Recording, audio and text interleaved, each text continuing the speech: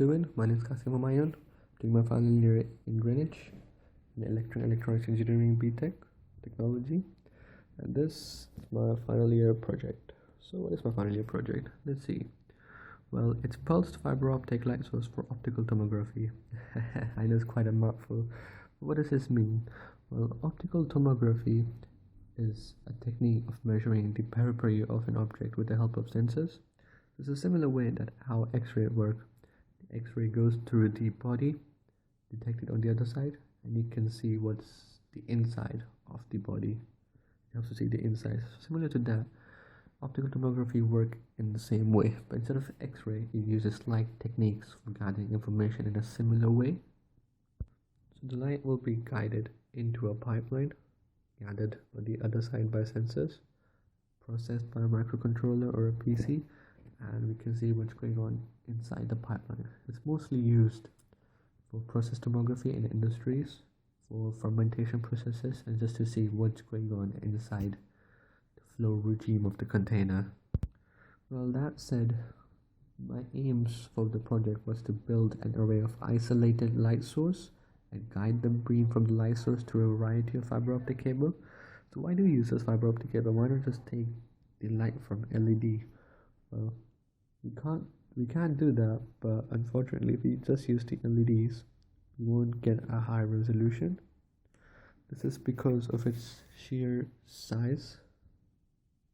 Just like X-rays, in optical tomography, the more measurements you have, the higher the resolution will be, and the more light that's going in, the individual light that's going in, the more measurements that can be taken.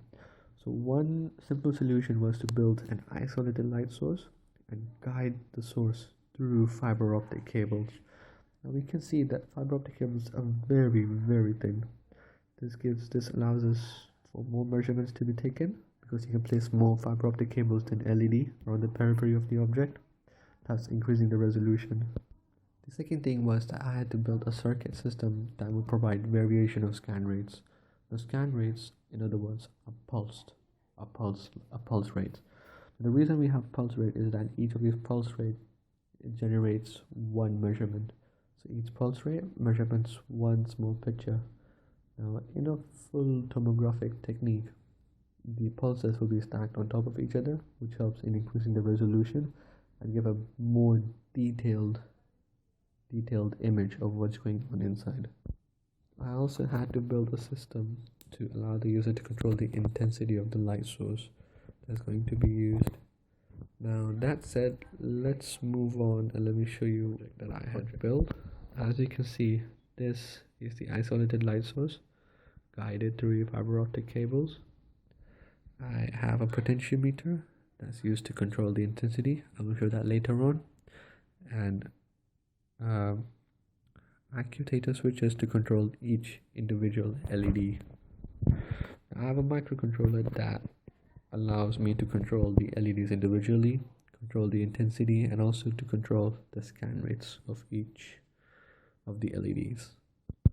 Now, my original idea was to build the whole circuit on an Arduino platform rather than a DEO platform, but unfortunately with Arduino, it did not give me the desired intensity from the LEDs, because the LED that I'm using are really high intensity LED, around 90.5 candela, 90.5 CD.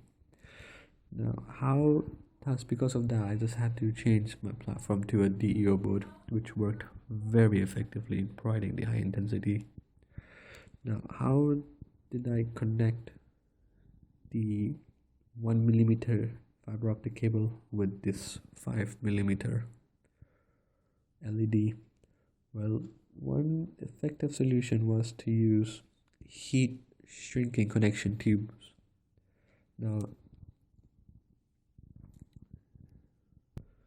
Now how this works is that you have the tubing connector, and when you heat it, it shrinks, and when it shrinks, it stays rigid and stays that size as well.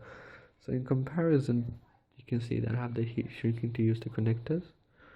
This is how it originally looked like, and when heated, it shrank to tighten the LED and the fiber optic cable. So now I have only two ends, one connected to the fiber optic cable, one to the LED. Now when in operation, the light will have only one way to escape, the 1 mm hole that's at the above, thus forcing all the light to go through the fiber optic cable. Now that said, let me show you guys how it actually works in operation. Here I've written the VHDL code. This is to control all the LEDs, and this is provides the scan rates for the LED, and the final file brings the two together to work in unison. Now let me go ahead and run the code and upload it on the DEO board. Now now it can be seen to be successfully uploaded. It took some time, so I had to pause the video in between. So let's see. I have a global reset switch that on, so if I turn that off, you can see the LEDs or the emitters light up. Now, as I said before, I can control the intensity using the potentiometer. You can see it dims down as I turn it around and dims back up as I turn it around. Now, the potentiometer I provide has a maximum resistance of 100 ohms. The LEDs are connected to resistors of 37 ohms, or roughly 37. If I turn the switch on, you can see it starts pulsing at different scan rates.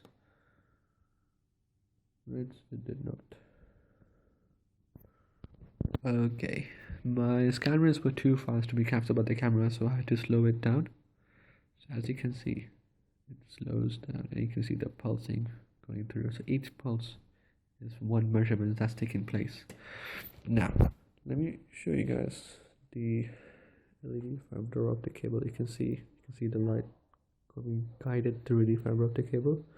But these will be placed on the periphery of the object or the pipeline.